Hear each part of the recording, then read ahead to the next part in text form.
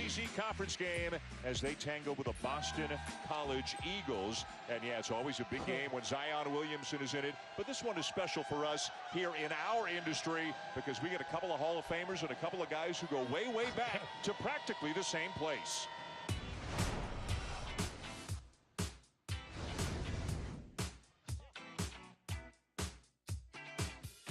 Hubie Brown from Elizabeth at St. Mary High School. They both went on to coach in college. They both went on to coach in the pros, and they grew up only 18 miles apart, and they have both had such a huge impact on this sport that we love. Dan Schulman just having fun being here. Hall of Famer Dick Vitale, Hall of Famer Hubie Brown. Isn't it great? It's great to you guys have never done a game together. No, we've done a game together. No, we never did. 50 years ago we met. I'll tell you one thing. This guy has forgotten more basketball than I ever knew, that most ever knew. One of the great clinicians and lecturers in the history of the game. I am honored, Mr. Brown, to sit with you, buddy. A long way from North Jersey. No, you're right about that. But tonight, let's face it, for me, it's special. I was here as an assistant for 4 years, and the atmosphere in here is outstanding. Then you have 4 players on that Duke starting lineup that we might see in the NBA next year. I'm happy to be here to catch them in action. Coach Brown's been looking forward to seeing Zion Williamson, R.J. Barrett, and this is going to be a lot of fun. We're going to call a game, we're going to reminisce a little bit, and we are ready for basketball. Here to Cameron with Duke and BC. Duke ranks second in the nation, 19-2, 7-1 in the league. BC 11-9, 2-6 in the ACC. The ball in the hands of Trey Jones. Outstanding point guard, He handles the ball well, and defensively, he suffocates. He's the best defensive guy on the basketball in the game. The drive by R.J. Barrett, and he'll lay it in for the first bucket of the night. Well, we know that he can score the basketball. He's one of these people that's a machine. You have a tendency not to realize the production that he's doing in a short period of time. What a great matchup at the point. We talked about Trey Jones, an outstanding defender. The lead guard for BC, Kai Bowman, is one of the best guards in the country, bar none. Barrett open and an air ball on the 3. Yeah, he had plenty of time. Good decision, though, by Jones. I'll tell you one thing. You're going to see Boston College come out of the man-to-man and rotate into the zone and make Duke shoot the 3. Wide open look in the corner won't go down for Jordan Chapman. The transfer from BYU. He's a 25-year-old man. He's not a kid. No. He went to BYU, went on a Mormon mission, then transferred, so he's been around for a while, and he had a big game against Duke last year up in Chestnut Hill, when, by the way, Boston College won the game. Now, of course, a lot of changes, especially for Duke, but BC is no pushover. No, early this year, he's an outstanding three-point shooter. That was a shock when they beat him last year. Unbelievable. Bowman had a great game. He's a driver slasher, so underrated. Look, nice. back cut. Yeah, nice cut. You got to convert that, though, With a great back cut. Well, it was a good play, though. They set the back screen on the left side of the floor, and there was no switch or no help. He was wide open. The pass was a little late. They ran it up screen. Got the backdoor, had the layup, really. Bowman to inbound for BC. Just a minute, 15 seconds in here at Cameron. 2-0 Duke. Bowman will likely not come out of the game. He plays 39 or 40 minutes night in and night out. Baseline jumper not there for Nick Popovich, and down with the rebound to Marquise Bolden. Here's Cam Reddish. Is really any one of 3, maybe 4 Blue Devils can lead them up the court. Bolden with a left-handed slam. He's getting better and better, and as he improves in the post, he blends in well with the 4 stars. Yeah, well, I've seen him against a number of big, teams that are ranked, and they have got to be able to hold their own at playoff time off the glass at both ends. Stephon Mitchell with the ball. He's a big guy who can really distribute for BC, and a big guy who can shoot it. Nick Popovich knocks it in to get BC on the board. No relation to Coach Popovich. No relation. But I'll tell you what, I know Pop couldn't shoot like that. Zion Williamson misses a 3 at the other end. His first field goal attempt of the night. Yeah, they'll be happy if he stays out there. Let's bring in the 4th member of our team tonight. Down at courtside is Allison Williams. Hey there, guys. The matchup between point guards Trey Jones and Kai Bowman for BC is huge in this game. Bowman averaging just over 20 points a game, and he plays really well against teams from the Triangle. He's a North Carolina kid, and in 7 games against teams from the area here, he averages 24 points, 5 rebounds, and 4 assists. Bowman said he loves playing here because he gets to play his heart out in front of his family. But his head coach, Jim Christian, said how he handles Trey Jones' ball pressure and defense is key. He's got to keep that turnover number low in order for them to have a chance. He's got to make good decisions and play under control, not try to do too much. Well, he's going to be tested tonight, mainly because Jones is such an outstanding defender. Now, if you notice that one isolation 2 plays ago, he couldn't get in because he got double teamed. Love the story of a North Carolina kid who, ironically, was not recruited by any of the Tobacco Road schools in basketball, but was recruited by North Carolina, by the Tar Heels, as a wide receiver in football, but elected to play basketball. He's gone to BC, and he's played, as Allison said, he's played very well down here in his home state. Here's Trey Jones. Follow no good, and Popovich secures it for BC. Tell you one thing, though, UB, if they open up the court and try to increase the tempo of the game, that's an advantage to do. Absolutely. The big thing is, though, can you hold them to one shot?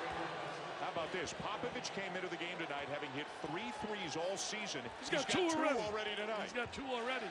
He's stepping up. The only chance of an upset is they have to have a special night shooting the 3 and hope Duke has a bad day shooting the ball. Williamson making it look easy to snap an 8-0 BC run.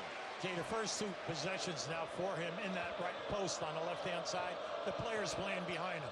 You either got to front him or play him on the top side. Otherwise, he's going to have a big night. Yeah, you got to get the ball away from him. You can't let him get the ball 12 feet from the goal.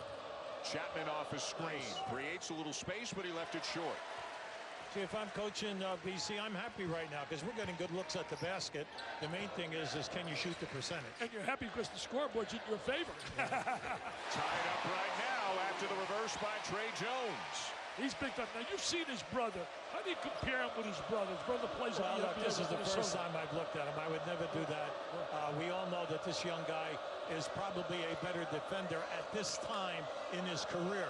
But the big thing is when he moves to the next level, can he excel like his brother has up there in Minnesota? He's playing against a different level of people. That's right. Well, he had to learn the game, Dave. Coach K made the point. Trey had Tyus to learn from. Tyus didn't have that advantage of having an older brother. Oh, what a great offensive rebound. What a great again. offensive rebound.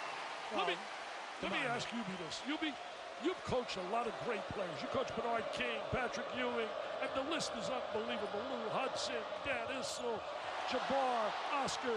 Great player.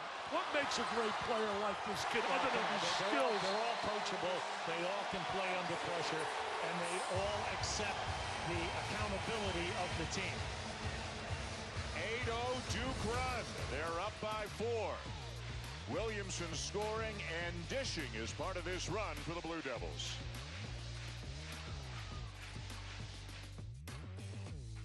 ESPN's exclusive presentation of college basketball is presented by Boost Mobile. We're going to show you evaluators why Zion Williamson is so outstanding. You're going to see the screen. How about this? Head first for a loose ball. Then the ball is going to go again. He is going to chase, all right. And there he goes down again. And remember, they are up 25. Now, we all know the athleticism. We all know the IQ, the fact that he's very coachable. But that's what you're looking for at that next level if you're talking the #1 player. He's got the package. And you hope and pray, you don't think it's going to happen, that he changes when the cash register goes ding-a-ling-ding. No, you don't have to worry about that. I don't think he's going to change. Oh, nice. You got to score here. Great block. Popovich had it rejected by Javin DeLaurier, who's coming off the bench for Duke. They lead the nation in block shots, UB. That's a heck of a formula. When you're offensively efficient, Duke's top 5 in the nation, offensively and defensively, lead in block shots. That's a formula for success. Well, on the early going right now, if I'm coaching BC, like I tell you, you're getting great shots. They missed 2 opportunities down in there because the player didn't go strong.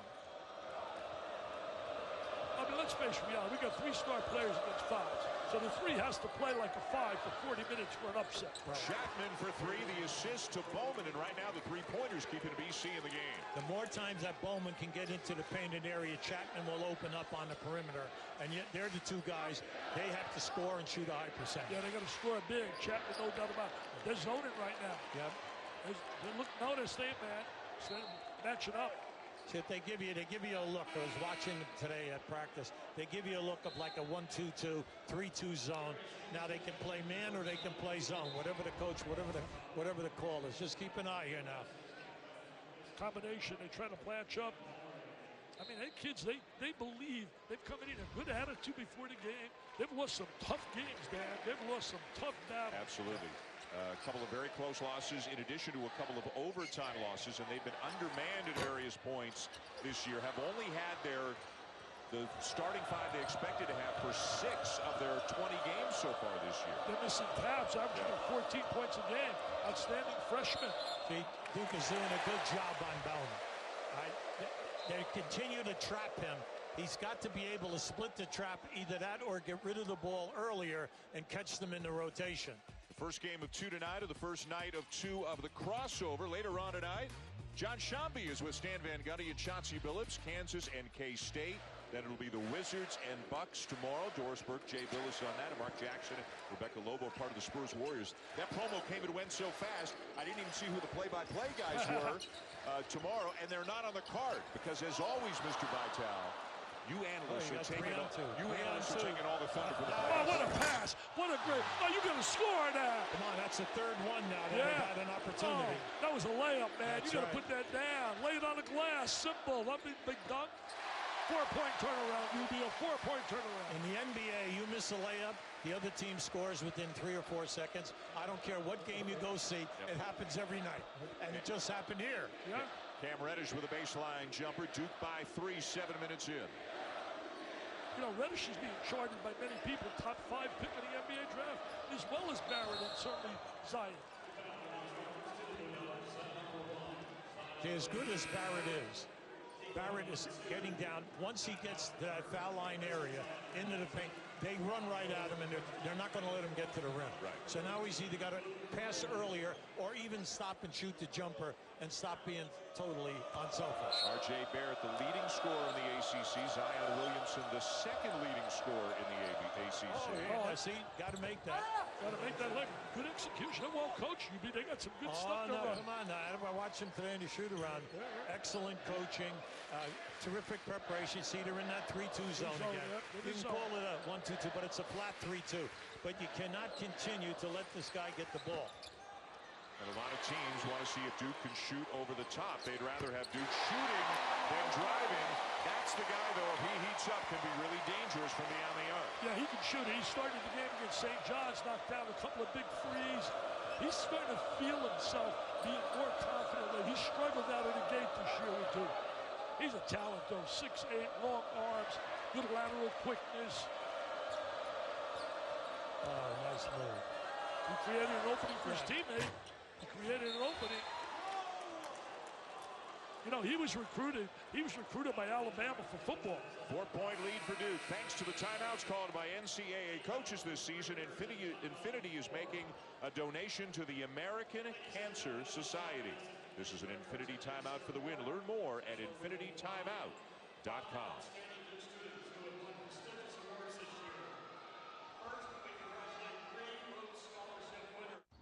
The ACC on ESPN.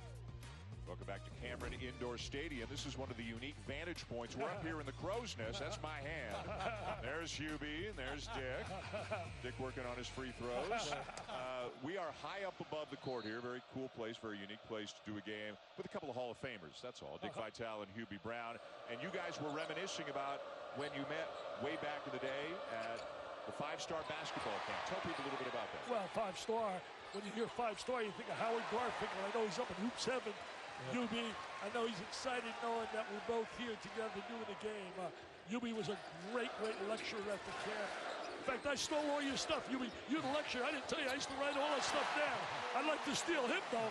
If I had him, I wouldn't have got fired. I'd have been in the NBA. 5-star basketball camp, a place for great high school prospects and coaches from all over the country. It's amazing how many high school coaches were then looked at by over a couple hundred college coaches every week at the camp that were then elevated into college coaching and then became head college coaches, and then many of them came into the NBA as assistant coaches and became head coaches. You know, never mind the MVP. The MVP of that camp for 40 years.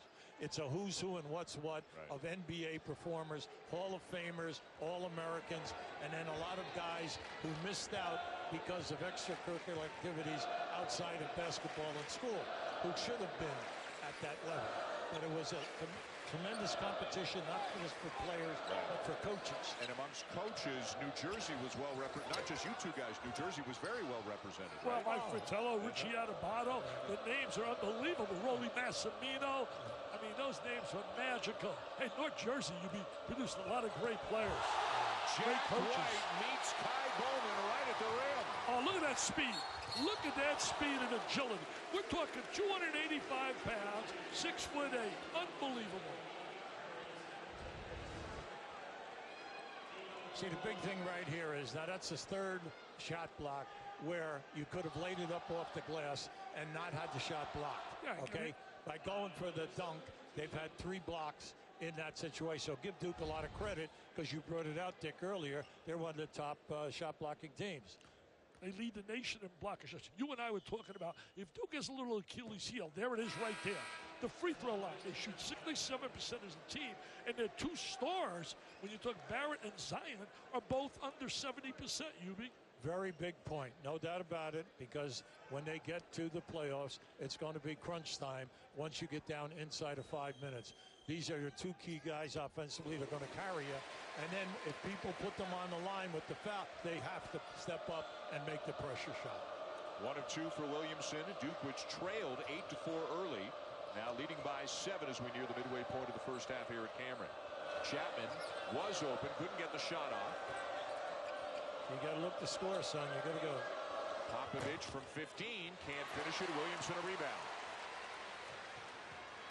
Guys, the message in the Boston College huddles early here is don't turn the ball over. You have to be strong with the ball and continue to hit the defensive glass. They're not worried about offensive boards because they want their guys to get back and play defense, but they've got to be strong on the defensive boards.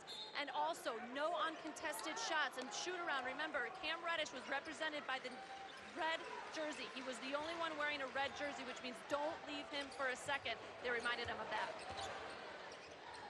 All right, Allison, thank you. And definitely Cam Reddish, the guy you would think you have to fear the most from beyond the arc. Jack White, whose minutes have been down recently. He started off great this season, shot the ball very well. He misses a 3. But Bowman is always in attack mode.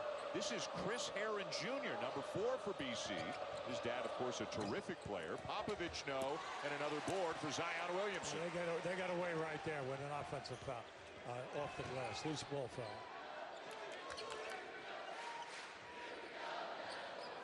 Reddish. And the long rebound down to Bowman. Come on now, you got numbers here. You've got the score. Wow, that went in. What do you get, degree of difficulty?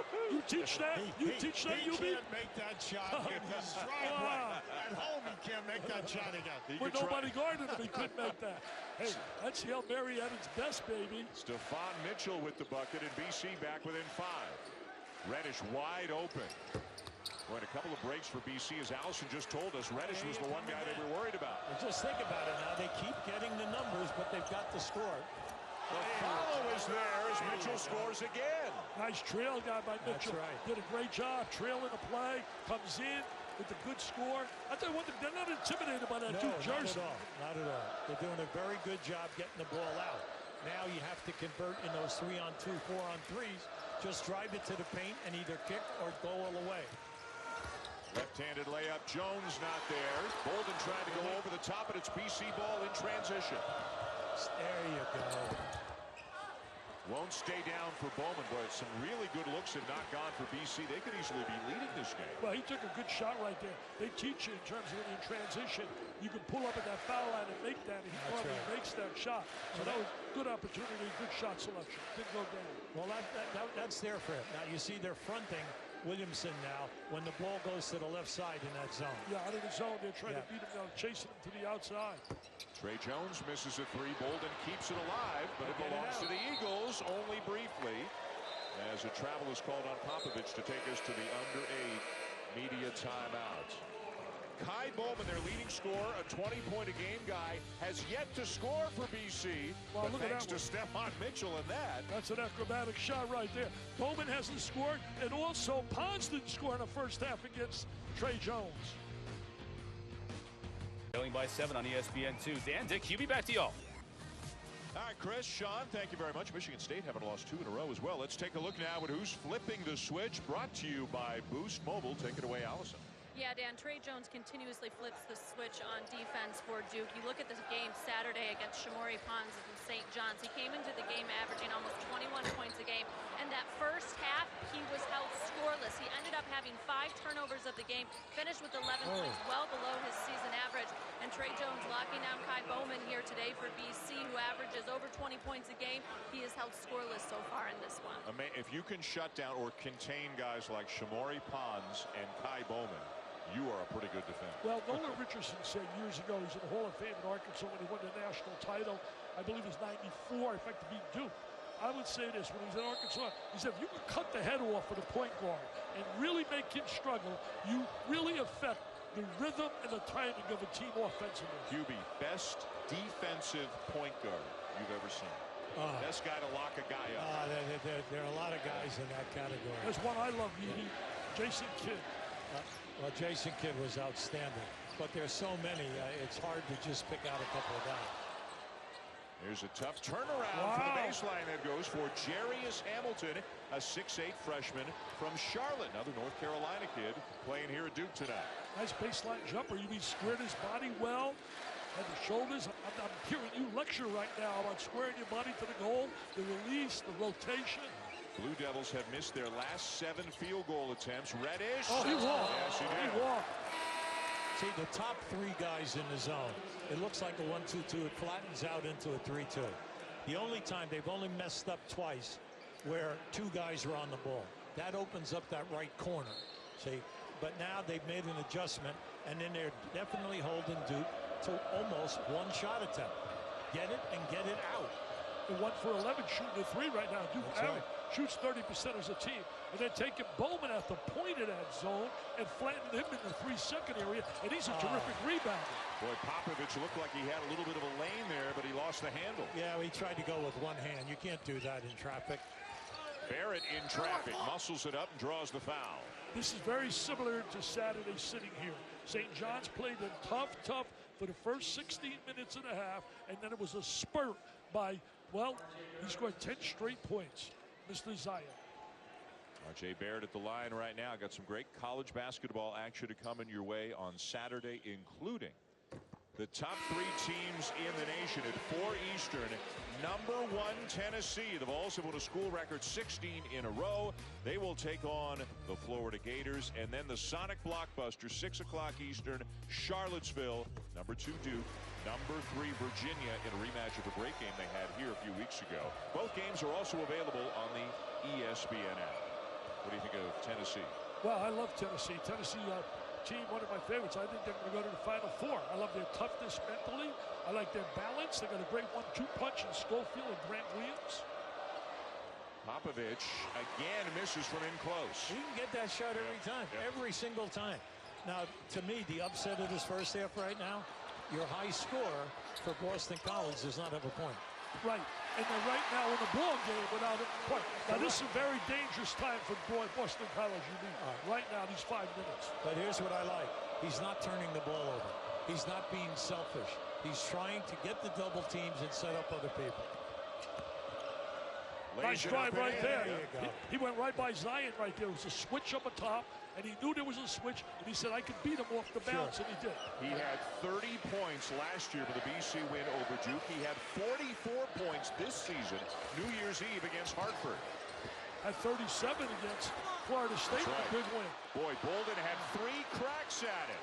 Come on, get it up the floor. See, if you're going to hold them like that, get the ball up the floor quick, because then you get them in transition mismatches. And you get some numbers. That's right. Popovich already has made 2 threes tonight, not this time, and Zion Williamson on the verge of a double-double in the first half, 9 points and 8 rebounds.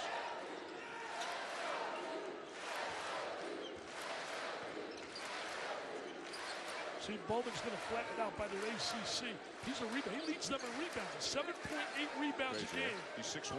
6'1". I believe he gets 8 rebounds per game. Barrett, no. I mean, he's right there. Yep. He had it. He let it get away from him. Tipped away by Williamson. A fresh possession for Duke. Pull up by Jones. Boy, people have a tough time making a medium range jumper.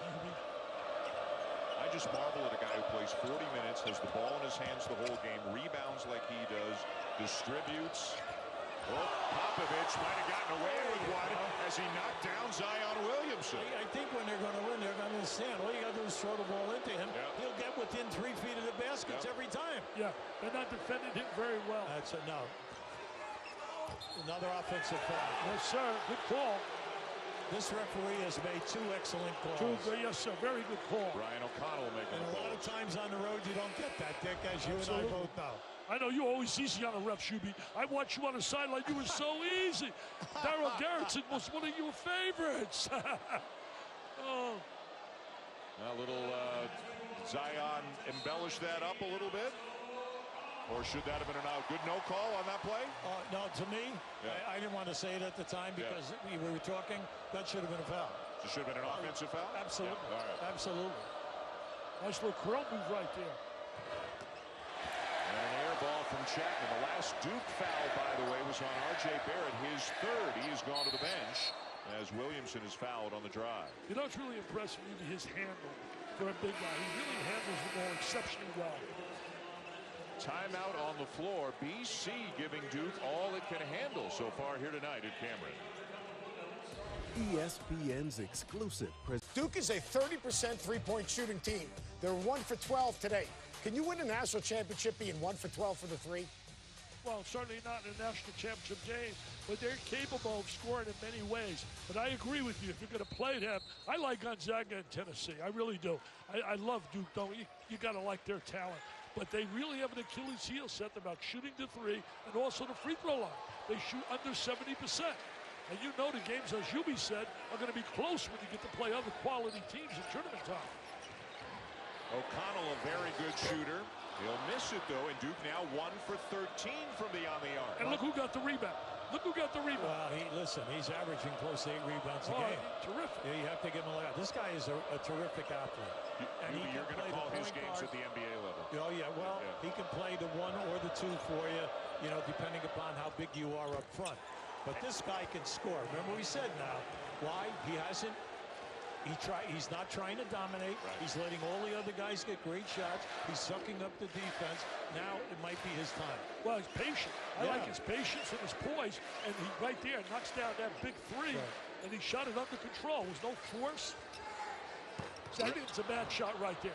Shot with pressure on you. You got to really move the ball. They're not moving the ball, getting a good percentage shot.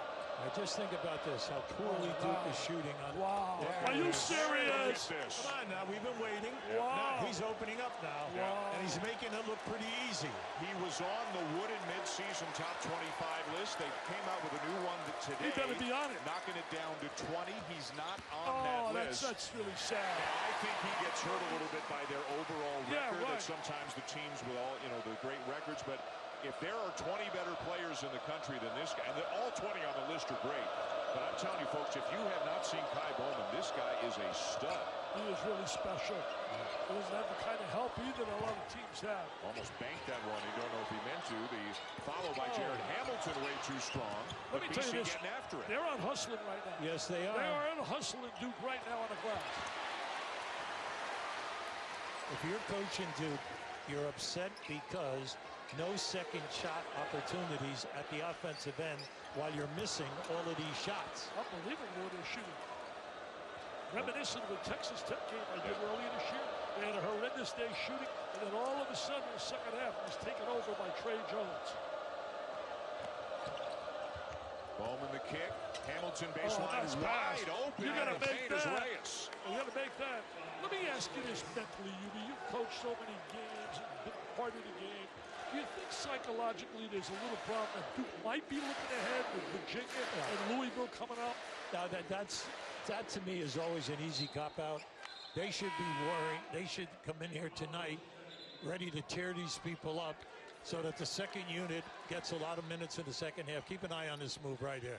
See, he sucks up that defense off the dribble, and then he finds the right guy. He makes the right pass for the second passer to get an open shot. Look at his ratings right here. Unbelievable. On ESPN.com, the Blue Devils projected to have 3 of the top 5 picks in the NBA draft. Kai Bowman down there at number 59. I'll tell you, if somebody gets him at 59, they're going to be happy. Well, it stops going up and up. That may be 59 today, but that's going up and up. And this is a perfect game for him to play well in. 7 points, 6 rebounds, 4 assists so far for Bowman. Oh, man, he took. That's a pretty good foul there. Very good foul. Keeps the crowd from going crazy. Yeah, with a dunk. Yeah. It would have been one of the dunks. Would have been. What's your first half assessment right now of the way Boston College has got themselves to where they're up 4? Well, no, if I'm coaching them, I'm very happy because you're getting great looks. You're holding them to one shot at the other end, and we got all kinds of opportunities in transition.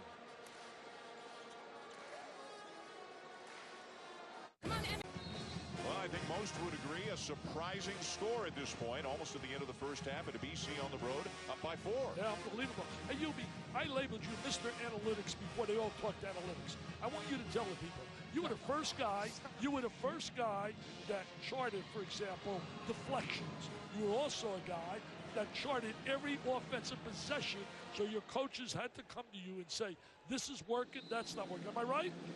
You did those things. Look, I appreciate that, okay? We had our different, from the trainer right on down. The trainer just didn't do fouls. He checked how many shots our best 3 players were getting so that we would not go long periods of time with our top 3 scorers not getting opportunities or catches.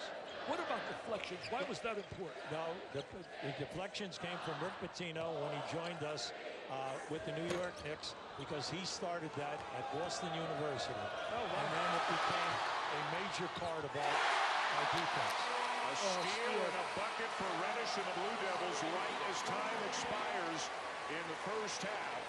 So maybe a little bit of an uptick in momentum and emotion for the Blue Devils heading into the locker room, but it's still the Boston College Eagles who have the lead at halftime here at Cameron, but maybe a big bucket there with the end by Reddish. Well, it gives you a little momentum, but remember this. Duke was also down. They were down about a week ago against Georgia Tech at halftime and came back strong in the second half. Let's go down to the court. Allison Williams is with BC coach Jim Christian. Thank you, Dan. Coach Christian, what have you done well to take a 2-point lead into the half? I just think we're competing very hard, especially on the glass. You know, we've got 5 guys in there rebounding the ball, and we just got to take care of it. You know, offensive rebounds and turnovers. I mean, they're a lot to handle one-on-one, and, you know, I'm sure that they'll shoot the ball a little better in the second half. But I'm just happy with how we're competing, and guys are playing with confidence. That's all I can ask for. How do you think Kai Bowman is impacting this game? Took him a while to get his first points, but what has he done well for you guys? I think he was, you know, again, trying to get everybody involved and loose early, and now he's taking advantage of some mismatches where he can get the ball to the spots he wants. Jim, thanks. Coach is happy. 20 minutes in, BC up by 2. Jim Christian's happy with what he's seen so far. The Jeep halftime report. Chris Connor, Seth Greenberg, Sean Farnham after these messages. It seems. You're watching Super Tuesday, presented by Boost Mobile, a part of the Reese's 2019 crossover. Game of the crossover. We're here at Cameron Indoor Stadium. Dan Schulman, Allison Williams, Dick Vitale, QB Brown. And how about this?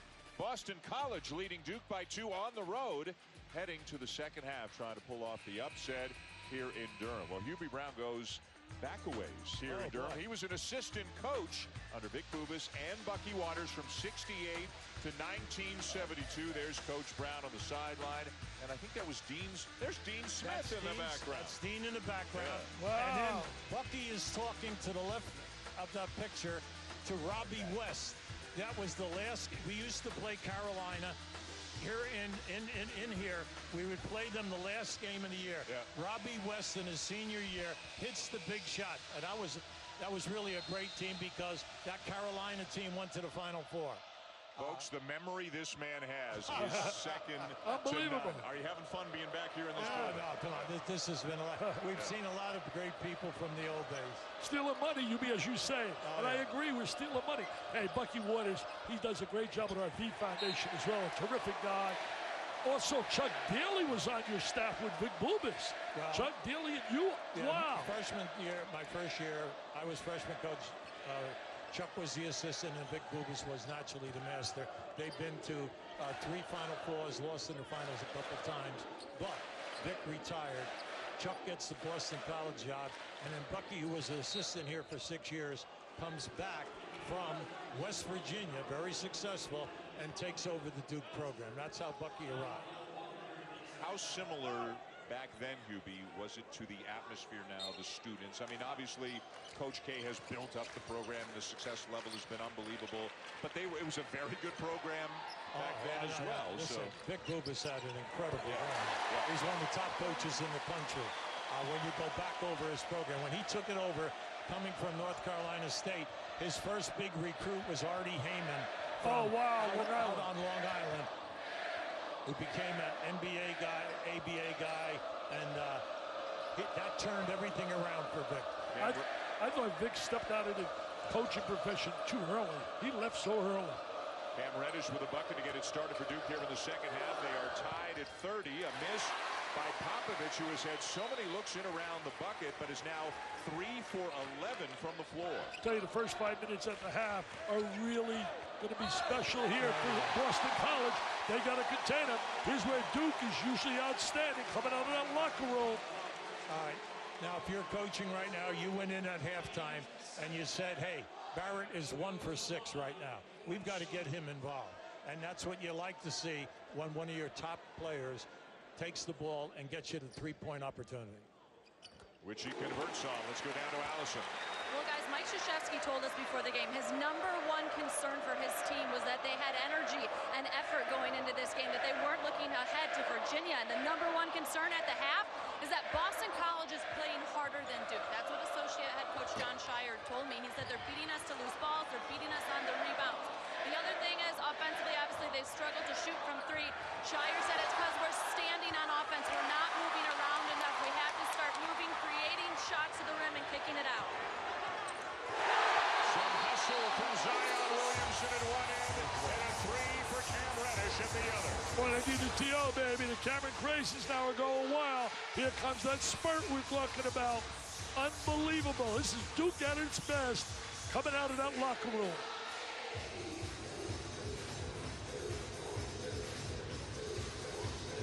At the end of the first half, Boston College was leading by 2.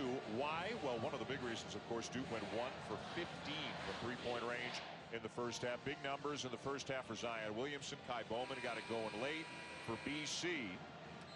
Duke just didn't shoot the ball well. They did get the last bucket of the first half on a steal and a lay-in by Reddish, and they've gotten the first 8 points here in the second half. So it's a 10-0 run right now for Duke. Yeah, if you talk about big possession, a little trap, trying to trap the ball.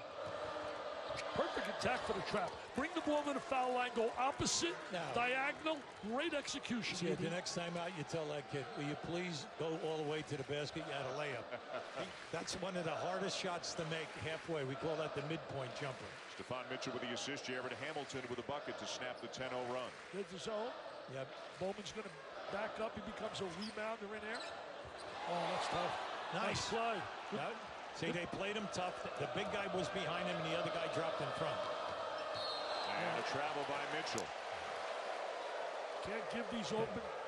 See, they changed their coverage after about the first 10 minutes in the zone.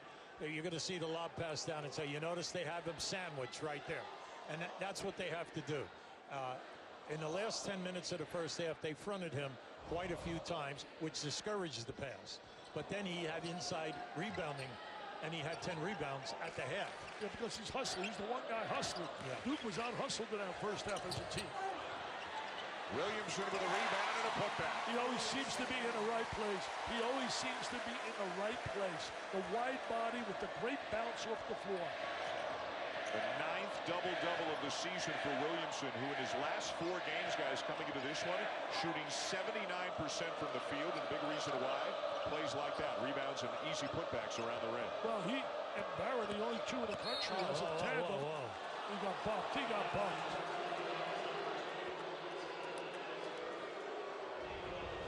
This guy's got a nose for the ball. Once the shot goes up, look at Williamson. He's already thinking about it, and he's got that nose for the ball, and he knows how to convert when he gets the offensive rebound. But see, you look at it, you say 6'6", 6'7", 280.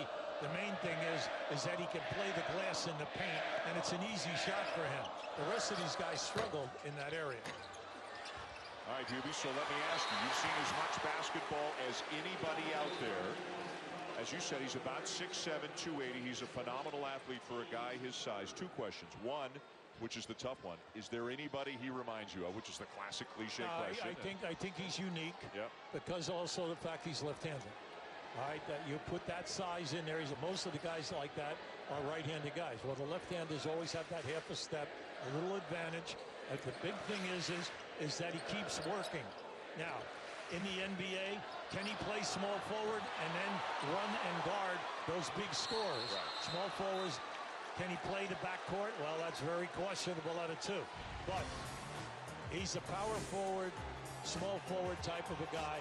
Oh, it is one of the greatest of all time, George McGinnis in the ABA. Not only was he an All-American at Indiana in basketball and in baseball, football, as a high school guy, and then one of the all-time great players that played in the ABA and the NBA. Yeah, he was special, no question about it. You know, a lot of people talk about him with Sean Kemp. They talk about him, they're certainly right there with some McGinnis. But I firmly believe that there's a comparison more Barkley, because Barkley had to bounce off the floor. Those guys were talented, skilled, really outstanding players. There's a three going down, Reddish can shoot it. Yeah. And I really believe they didn't have the bounce off the floor that this kid has. Well, he's got it, no doubt about it, Dick. But then again, you're not doing it again. Oh, come on now. There you go. He's bringing you. Speaking of bounce, he's got to bring him back. He just blew by two guys. Stop going up, baby. Ty Bowman, stop going up. Hubie Brown loves you, and he's an icon. He's a legend. I'm going to be a PR now. Good look for Trey Jones, not there. Cam Reddish is making some shots, but Duke, other than him, struggling from beyond the arc. Hamilton steps out of bounds. Duke ball, 7-point lead. Timeout on the floor. How about Kai Bowman with a flush? Well, this guy, what he's giving you the 6'1" explosion. I can take the double team and make the right pass, but when I want to accelerate, you're going to have a tough time guarding me. ESPN's. We'd like to show you Bowman in the open floor as he blows by right here, Jones, and he opens up and splits two big men. Now remember, 6'1", 188. Look at the power of the jump and the throwdown.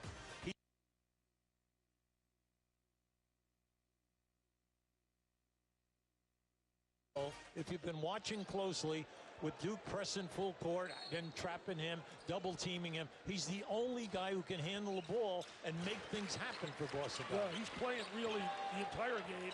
This is a game where they missed the kid Tabs. Tabs was an extra ball handler and a scorer. He played the last 5 games he's missed.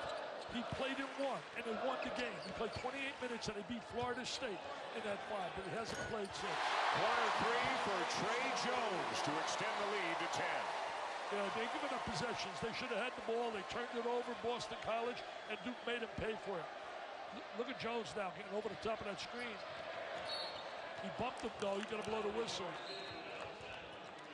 ESPN or the ACC will bring you the ACC Network in August. 15 universities, 1 network. Visit getaccn.com to learn more. Dan Schulman, Hubie Brown, Dick Vitale, Allison Williams, part of the crossover. And another one coming up after this, Kansas at Kansas State, as my man John Shambi will be with Chauncey Billups and Stan Van Gundy calling that game in the Little Apple. What a big-time shot. He takes him one-on-one. He posts up, uses strength, and goes right over the top because of his legs, Hubie. He gets that good bounce off the floor and gets the good release.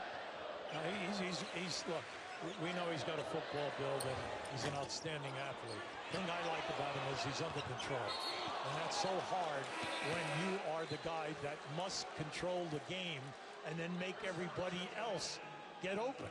That's difficult to do. Yeah, you got to not only handle the ball, you got to score, you got to distribute. He's a facilitator as well. Yeah. How about a 6'1" guy posting up, little turnaround jumper? Well, he knows that he can take that guy. Yeah. He's going to force the double team, and then he'll open up a three-point shooter. Because just remember now, their second-best scorer can't get his shot, Chapman, unless there's a double team and a kick out.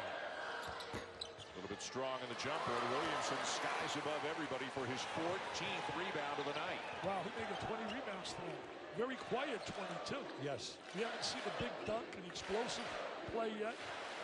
Well, I think for me, I said, gee, you know, he's rebounding okay at halftime. I mean, your points. I was surprised when 9 points, no. I was surprised that he had 10 rebounds. Reddish, little handoff to Bolden, can't get a shot off. Shot clock running down. Uh-oh. Williamson got the rim, kept it alive, and it winds up Duke basketball. Wow. See, those are the kind of plays, 50-50 plays. When you're the club that's the underdog, you can't allow the favorite to get those kind of plays. You got to come up with that ball. If winning isn't, you don't want a moral victory. There's no such thing anymore, not at this level.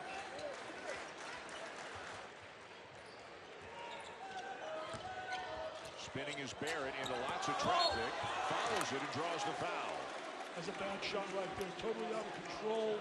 You're not going to get that. All right, Hubie, let me ask you about R.J. Barrett. We haven't talked about him a lot.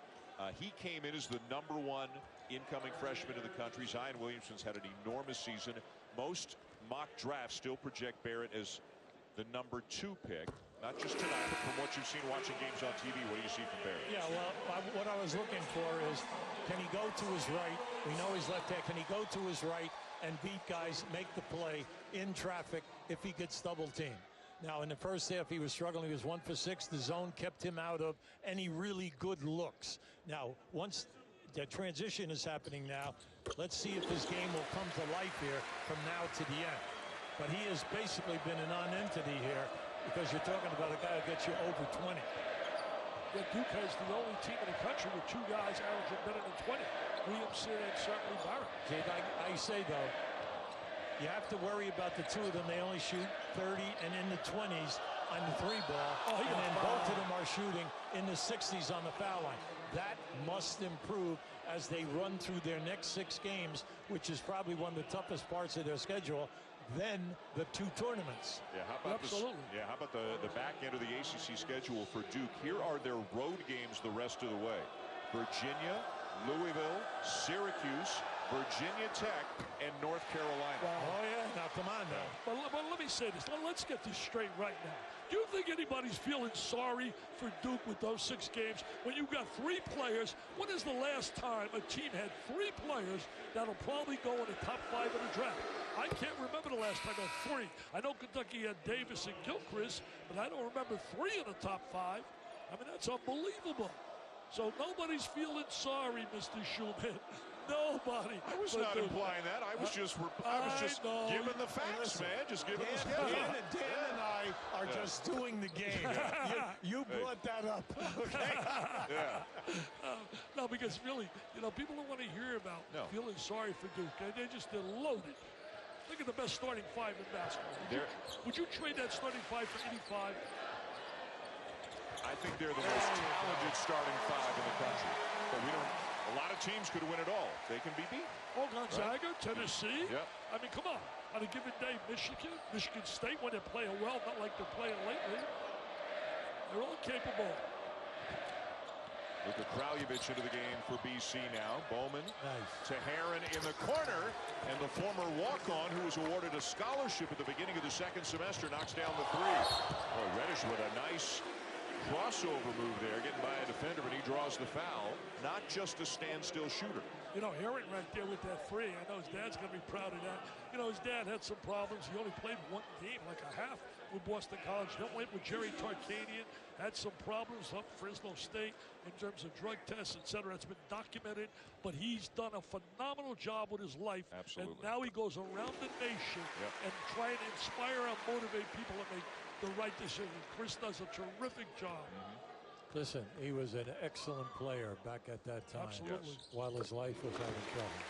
And it was too bad because he was a very talented guy. But it's great to see him helping out so many young people today. Absolutely. He's come off the canvas. I love that. The fact that he's come off that canvas. He's terrific. You get a chance listening to him speak, people. There's a 1-4 now. Bowman driving on to Laurier. Too much length for him to get the shot over. Yeah, no way. On that ball's got to go into the box above the rim, and he was a foot off. Trying to post him right here. Barrett and fouled on the 2nd attempt. Giving up too much size right there. A big size advantage. Barrett right there with Bowman. Bowman's not backing down from any window. When you put Bowman with teams that can surround him with really big-time five-star players, you'll see this kid really, I think, step forward. There's a great coaching staff for Dukes. Well, the one thing common denominator of their staff, all Duke former players. Talk about James, Carrawell, Shire. Coach K does that deliberately. He wants kids to feel the excitement of what it was like to play in Duke. Williamson back in now for Coach K.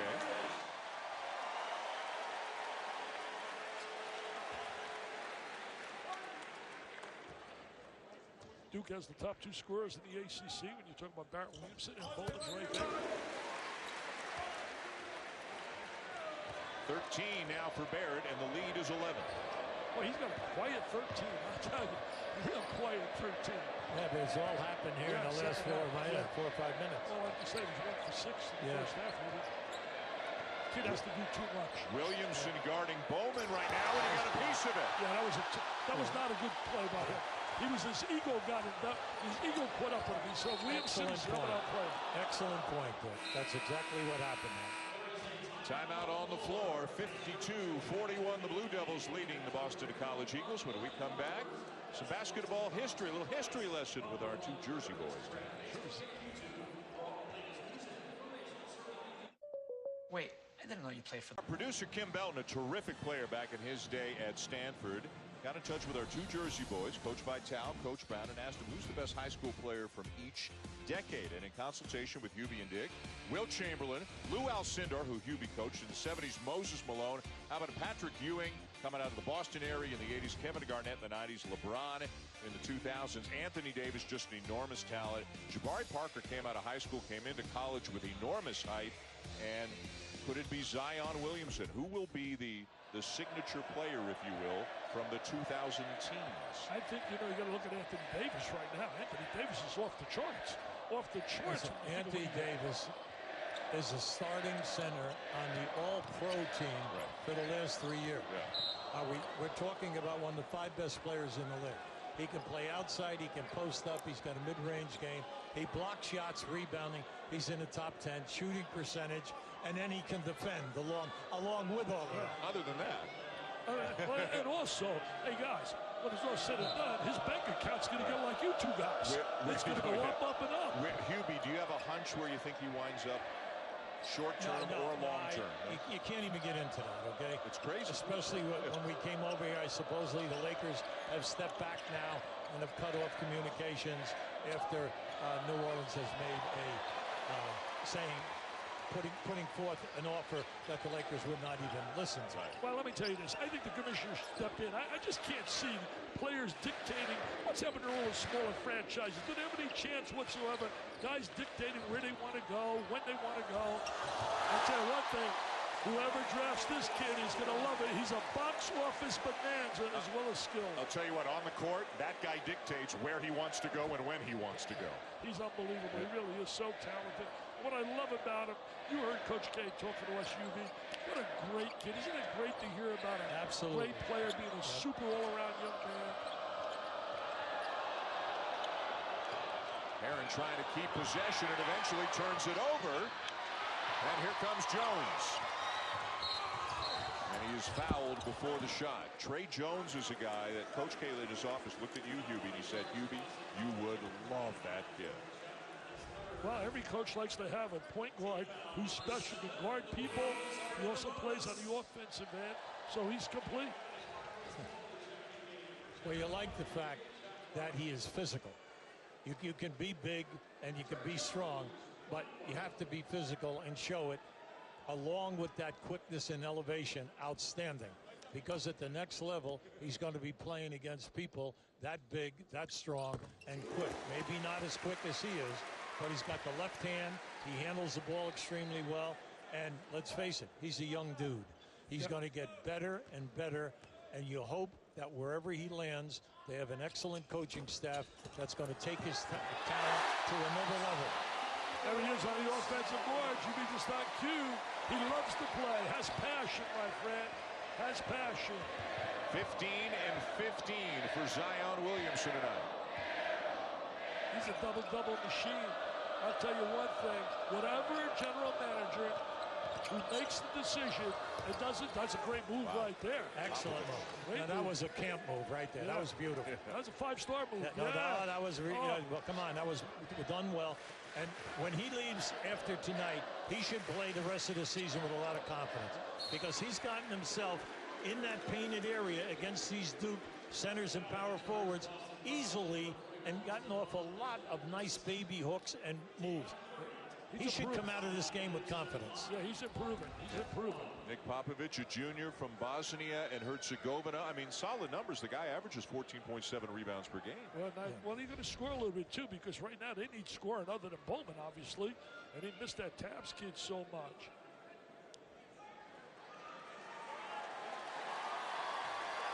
Well, Hubie was talking a little bit about the next level and Zion Williamson and what he projects to be at the next level. Here are teams who would love to have a shot at him, and here are teams who will have as good a shot at him as anybody. Well, the Knicks better get somebody great. I'm so disappointed what's happened with the Knicks.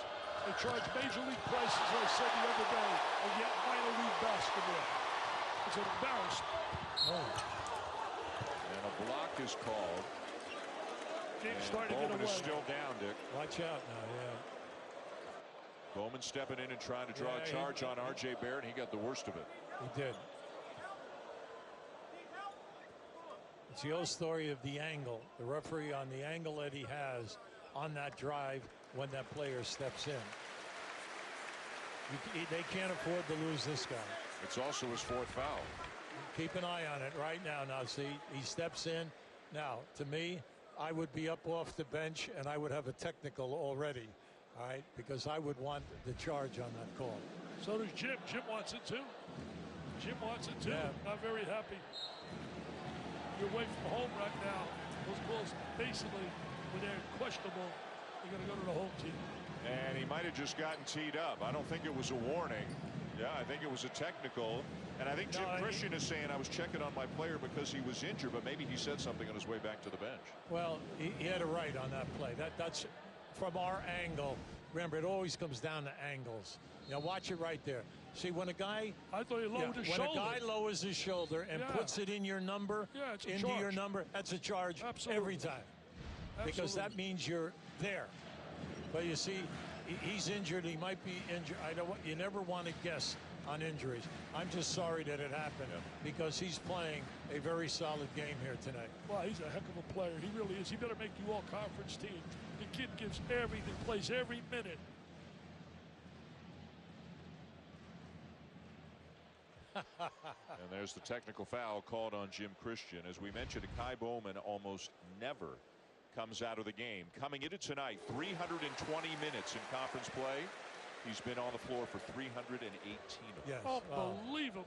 That is unbelievable. He's the Cal Ripken of basketball. Yeah. And whether they took him out because he's shaken up or the 4th foul or a combination of the two. You can't worry about fouls. Now you got to try to stay in the game. And he knows that. He's getting away right now, 16 and going up. This game reminds me so much of Georgia Tech. Georgia Tech had him at halftime in this building, and at the end of 2 minutes into the second half, the lead went to 12. The 1-3-1 zone was giving him a lot of problem, and unfortunately for Georgia Tech, just like what's happened here, 6 straight turnovers, and Duke scored right down and went up, and then they fell apart. Because they wore you down, and that's what they're doing right here to Boston College. Well, they out-talent you at almost every position except maybe Bowman and Josie. Oh, look at this. Oh, here we go. Here we go. Oh, he's trying to get too fancy. He's trying to get too fancy. He can't believe, look at him. He can't believe he missed it. He bricked it. He's human. He's human. They're cheering him for a missed dunk here at Cameron. I think he got a little too nonchalant.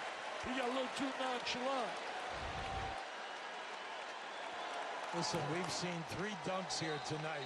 Missed. Okay? Yeah. 3. Unfortunately for Boston College, a couple early.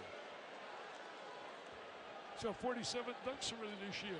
The Duke notes tell us he's the only player in the country with 40 or more blocks, 40 or more steals, and 40 or more dunks. That's pretty good season. That's earning your scholarship. You would like to see that covered a lot more, those statistics about his talent. Yes. Because this gives you why everyone is so high, because he's an all-around. Yep. It's just not about points and rebounds. And by the way, Bowman back into the game for BC. And Jones doesn't want to let him get the ball. So Chapman inside and fouled by Bolden, who didn't like the call. I got a funny feeling, even though he missed that, baby, it'll be on Sports Center. Low light. Hey, Yubi, I want to ask you something. Now, think about this, Yub. I did a little research. The NBA. 2014, they took 51,000 threes. 2018, it was up to 70-something thousand. This year, at the midpoint mark, they're on the verge of 90,000. What is happening to the game? So much threes. I don't think it's good for basketball. What do you think? No, look, the main thing is the game has changed because of no hand checking, no hard fouls, and that shot blocking is down. And now they're playing quicker because everything now is pick and roll, pick and pop, one-on-one, get it up quick, drive, kick, shoot the three. There are two teams over 40 a game. You think they're only getting in the 80s shot attempts because Oklahoma City leads the league in shot attempts at 93. So the three ball is going up with an awful lot of teams where I know what you're saying. Why don't they post up? Where's the secondary break? Right. Where is the continuities to get higher percentage shots? Well, the analytical people have taken over here now, and they are trying to say that you should take the three or drive to the basket and get fouled or get the layup. Now, see, that's all well and good until somebody wins a championship. Right. I knew one thing. Okay. I knew Dr. Brown would have an answer. No. You got a doctorate in hoopology. No, hold on. Now, see, everybody says, well, what about Golden State? Golden State has the three great shooters. Best offensive team in basketball. They make you play 50 feet wide, down screens, back screens, stagger screens, and everything. They play 3-on-3, 2-on-2. And then they're moderate now in regards to the upper echelon of three-point attempts. But people want to lump them in there because of Curry and Thompson being so great. Hey, let me tell you this, Yubi. Now they got Cousins. Is anybody going to be able to beat Golden State? Well, you don't know. Look, come on. When you get to the conference finals and finals, you have to be healthy. Just stop and think about it. Yeah. And then also the guy, if you're losing one of your starters and they step in, can the guy step in and get the other guy's minute? So there's a lot of reasons why you're successful at conference finals and the finals. Look at this list. Some of the guys, the coach knows of what he speaks. Look at those guys he coached. Not bad. Guys. All right, Chris, thank you. Looking forward to that. That's always a great rivalry, Kansas and Kansas State. Oh, it really is. They've lost the last 8 times, Kansas State, but I think they're going to celebrate tonight. I really feel Wade and Brown somehow, with their defense, they're a tough team defensively. Coach Weber's got them playing great defense, but a little up and down. I know Kansas came off that big win they just recently had, but I'm giving edge. Kansas State will celebrate tonight. Meanwhile, here Duke was down 2 at the half. They're up 19 now on Boston College, leading 64-45. Dan Schulman, Dick Vitale, Hubie Brown, Allison Williams, part of the crossover. Popovich gets inside, can't finish off the window. Well, Hubie's right. It's just a carbon copy of the Georgia Tech game. You're up at halftime, then all of a sudden turnovers and transition, offensive rebounds, and they just start dominating. Corner 3, Reddish. And rebound number 17 for Williamson. You know what I like about his rebound in UB? He doesn't just get rebounds in his area. He can go laterally. He's got great hands when he gets that rebound. The great rebounders all have that sense. Wherever they are when the shot goes up, they understand angles of where the ball is going to bounce to. And the best I ever saw was Moses Malone. Oh, Moses. Oh, by the way, they're finally retiring Moses' number in Philadelphia Friday night at the Denver game. It's now, never been retired? Not been retired. Think about that. 83, Moses, Doc, you know, and that great team that they had. They were on the cover of Sports Illustrated, arguably as the greatest team. He wins MVP. and he was just absolutely spectacular. I didn't know that, UB. That's interesting. Chapman knocks down a 3 for the Eagles. I wish he was living to see that moment. He died so young. You're absolutely right there. Awards. One of the nicest guys you ever won. Oh, he great heart, man. What a talent. What a talent.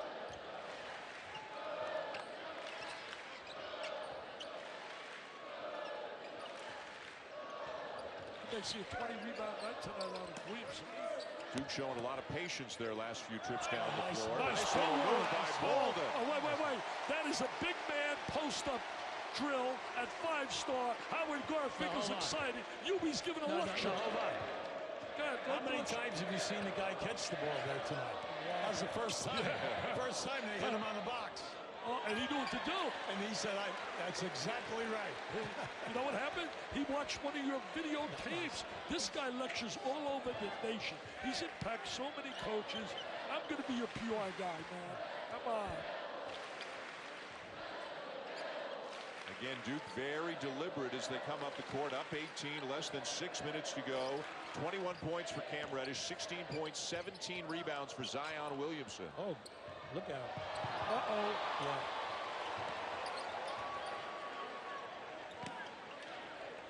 And you can just see how they respond to Trey Jones on the court. When he gets them set up, tells them what to do, they listen to him. He's got great leadership qualities for a freshman. Right, very cerebral, understands how to play. Learned a lot from his brother. His brother now in the NBA with Minnesota. O'Connell thought about it. The long 2 is there. Well, you know, he got the big screen. He put up the big screen by Zion. I mean, he can lay a mean screen with that body. He's a Roswell, Georgia boy. Yeah. Up a couple of towns from where I live in Georgia. I know he used to be down in Dunwoody. I was at your house one time.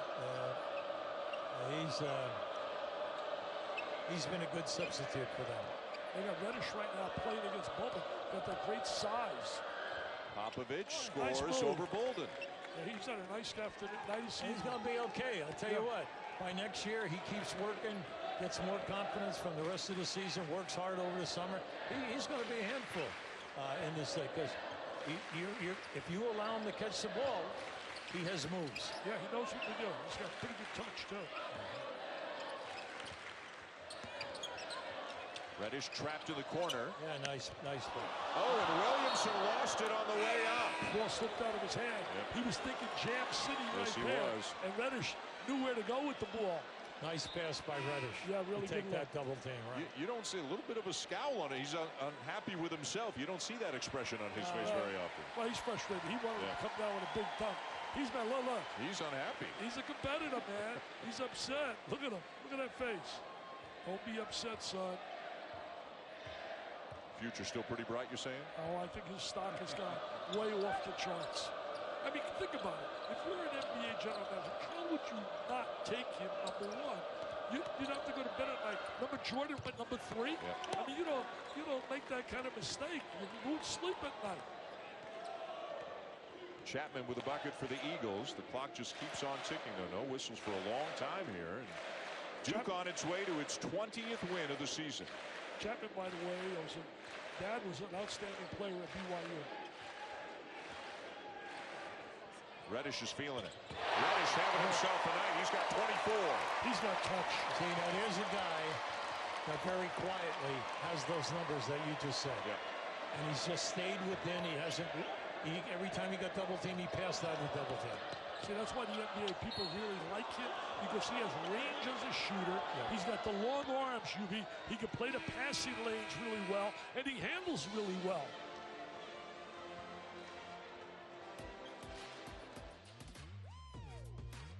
ESPN's exclusive presentation of college basketball is presented by Boost Mobile. The head coach, and you go back to his first year at Army, and ever since then he's kept the same tradition of handwriting out his practice notes. He's done it for every practice. We were able to get a copy of it, and he keeps them as well. Those are his binders with the old practice notes. Here's an example of one, and you can see it goes through the entire day. This was yesterday's practice. It begins with individual work at 1:15, then it's into film room, back out to the court for stretch, and it breaks down what they want to work on in 5-minute increments. Yesterday it was offense against the 2-3 and 1-2-2 zone, defense against Boston College, but now he keeps them, and he actually has his secretary, Jerry Brown, type them out on an old school typewriter and put them in those binders so he can go back and reference them, see what he did at different times, different days. And it made me think, guys, Hubie, did you do something similar when you would script out your practices as a head coach?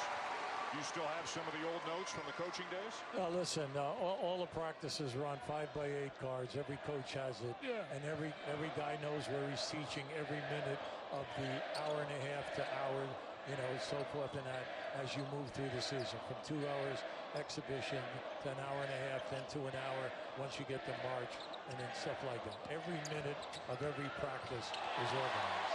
That's standard procedure. I'm not saying that everybody basically is doing the same thing. I would say it's a standard procedure, really, in most cases where coaches really chart and plan. The only difference is he's charting and planning for McDonald's All-Americans down the whole lineup. I'll tell you another good story Coach K told us before the game tonight. This is obviously, every game is big for him. Every game is meaningful. But for his family, they had to make a choice. They're now up to 19 on the night. Coach K's grandson, Michael Savarino, is playing his final high school basketball game tonight, and the whole family's watching Michael instead of being here watching Coach K. I guarantee they know what's happening here, though, for sure. And by the way, Michael's going to be here next year as a preferred walk-on. Yeah. David Robinson's son's on the team as a preferred walk-on. I would say if your grandfather's the coach, you're preferred. You're preferred, yeah. You better be preferred. Very good, Dan. And he better get some playing time, or he's going to have to come home and deal with his wife. And tell one thing, she will not be happy. She'll say, Coach, how come you didn't play our grandson? Trey Jones with the ball on a string, but as I say that, turns it over. Then he gets it back and lays it in. He gets the loose ball, lays it off the glass. Coming up next, the 6th annual crossover continues. Got a college analyst paired with an NBA analyst to do the game. It'll be John Schaube with Stan Van Gundy and Chauncey Billups. Kansas and K-State. Tomorrow night, Ryan Ruocco with Doris Burke and Jay Billis, the Wizards and the Bucks. And then the Spurs and Warriors, Dave Pashes with Mark Jackson and Rebecca Lobo. Tell you what, that's a combination right there. Rebecca going one-on-one on Jackson. I don't know. I think I'll take Rebecca. I'm sorry, Mark. Mark can really dish the rock, though, man, when he played at St. John's. Big ovation for the rest of the Duke freshmen as they come out. Well, now they're now 25. Now they're real season for them. When I say real season, it gets down crunch time right now. Heading to Virginia Saturday. Tuesday night, I'll see them up in Louisville. What a job Chris Mack's done with that team in Louisville. Absolutely. Came in a tough situation. Done a terrific job. Yeah, terrific. Terrific job. This kid's well coached. Kid Ryan McMahon had a big game yesterday.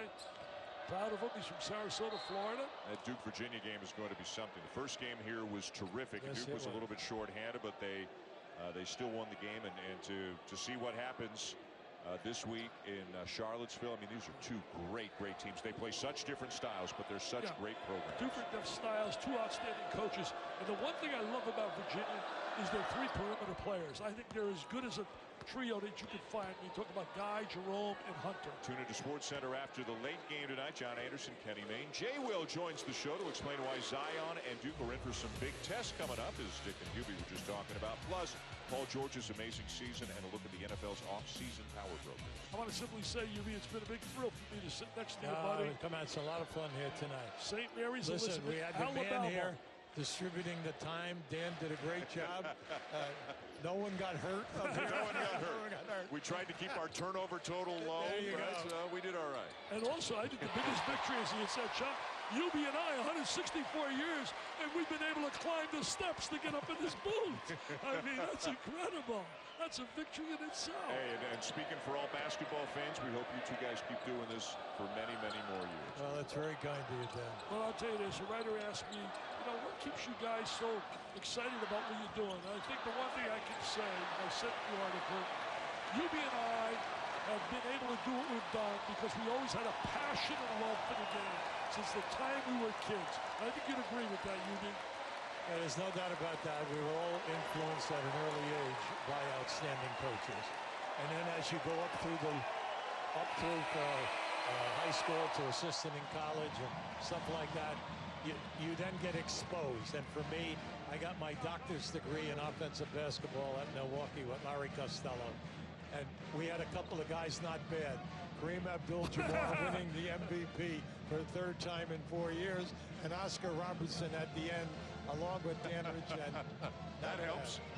Let's take a look now at tonight's Player Spotlight, brought to you by Reese's in the aftermath of this 80-55 win for Duke over Boston College. And you could have picked 2 or 3 different guys, but Cam Reddish had himself a night. He made some shots tonight, didn't he? Yeah, he really did. He had a little ball. There he is with a great steal right there. That was the end of the half. That gave him a little momentum. The end of the half. There he is, draining the 3. His stock is going up now. There's no question. I don't know how much higher it could go. They got him projected in the top 5. Hubie, close it out. Give me some thoughts on what you saw here tonight.